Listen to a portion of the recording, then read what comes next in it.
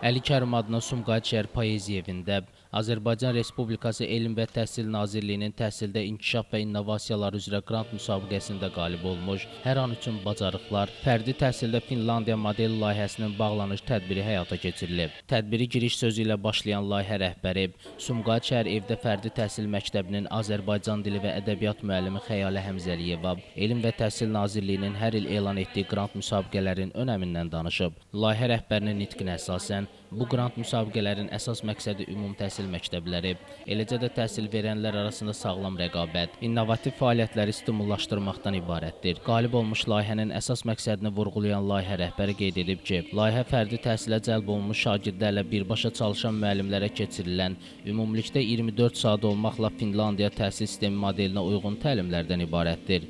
Təlimlər şagirdlərin gələcək həyatları üçün əhəmiyyətli olan həyatı bacarıqları, sağlam rəqabət düşüncəsini, şəxsi rifah, biznes və maliyyə bacarıqlarını, situasiyalardan öyrənmə kimi bacarıqları formalaşdırır.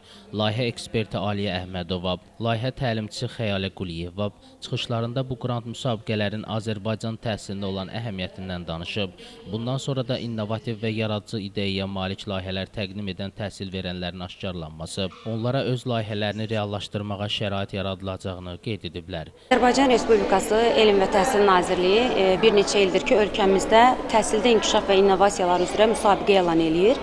Bu müsabiqələrin əsas məqsədi təhsil verənlər və eləcə də təhsil müəssisələri arasında sağlam rəqabət formalaşdırmaq, innovativ fəaliyyəti stimullaşdırmaqdan ibarətdir. Bu layihədə mənim də qrant layihəm qalib gəldi. Qrant layihəm hər an üçün bacarıqlar evdə fərdi təhsildə Finlandiya modeli.